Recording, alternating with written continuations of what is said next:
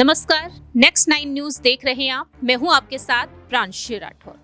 उत्तर प्रदेश की 80 लोकसभा सीटें और इन 80 लोकसभा सीटों पर जीत का दावा लगातार न सिर्फ भारतीय जनता पार्टी कर रही है, बल्कि सपा मुखिया अखिलेश यादव कांग्रेस के साथ मिलकर जीत का दावा करते हुए देखे जा रहे हैं। ऐसे में देखा जा रहा है कि अखिलेश यादव अपनी रणनीतियों में कई बड़े बदलाव कर रहे हैं। वह बार बार अपने प्रत्याशियों को कुछ सीटों से बदलते हुए भी देखे जा रहे हैं।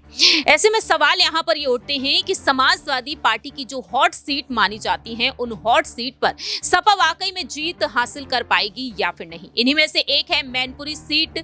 मैनपुरी सीट जो देखा जाए तो एक तरीके से विरासत कही जाती है नेताजी के लिए, यानी कि नेताजी जो आज हमारे बीच नहीं है, जिस सीट पर उन्होंने कई बार जीत हासिल की और उनके गुजर जाने के बाद उनकी बड़ी बहू डिंपल यादव इस सीट को बखूबी संभालती हुई नजर आई है। लेकिन अब सवाल ये खड़े होते हैं कि डिंपल यादव इस बार इस सीट पर जीत हासिल कर पाएंगी या फिर नहीं। दरअसल आपको बता दें कि बार बार यही कहा गया कि अपर्णा बिष्ट यादव जो डिंपल यादव की देवरानी है, यादव कुनबे की छोटी बहू है, जो बीजेपी का हिस्सा है, क्या अपर्णा यादव यहां से चुनाव लड़ेंगी? साफ तौर पर इनकार किया अपर्णा यादव ने और बीजेपी आलाकमान की तरफ से उनके फैसले के मुताबिक अब इस सीट से जयवीर सिंह ठाकुर को उतार दिया गया है। ऐसे में अपर्णा यादव लगातार अपनी जेठानी डिंपल यादव के साथ बेहतरीन बॉन्ड और बेहतरीन रिश्ते को लेकर कहीं ना कहीं खुलकर अपनी बात रख दी है, जो वाकई में डिंपल के लिए किसी तोहफे से कम नहीं माना जा सकता है। दरअसल आपको बता दें कि अपर्णा यादव ने जयवीर सिंह ठाकुर को जो टिकट मिला है उस पर अपनी बात रखी और साफ तौर पर वह कहती हुई नजर आई है कि इस बार भी मोदी जी की प्रचंड लहर है। मीडिया के सामने उन्होंने साफ तौर पर कहा, जब उनसे सवाल पूछे गए ना सिर्फ जयवीर सिंह ठाकुर को लेकर बल्कि डिंपल यादव को लेकर भी, वह साफ तौर पर कहती हुई नजर आई कि जयवीर सिंह को जो टिकट दिया गया है, वह कहती हैं कि जयवीर सिंह काफी समय से पॉलिटिक्स में है, सीनियर नेता हैं, डिंपल यादव मेरी जेठानी हैं और मैं उनका आदर और सम्मान करती हूँ। लेकिन मोदी जी की प्रचंड लहर है, भारत के जनमानस को मोदी जी में विश्वास है।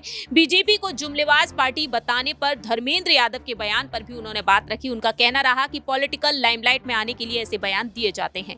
इस तरह से अपर्णा यादव ने यहां पर अपनी बात रखी। उनका साफ तौर पर कहना रहा कि सपा के विजन डॉक्यूमेंट्स पर कि लोकसभा चुनाव में सपा अलायंस में है और बीजेपी एक राष्ट्रीय पार्टी है। बहुत सारी पार्टी अपना मैनिफेस्टो लाती हैं, सपा भी लाई है, लेकिन ये बात सच है कि राष्ट्रीय पार्टी ही देश की दिशा और दशा बदलेगी, ना कि अलायंस पार्टी।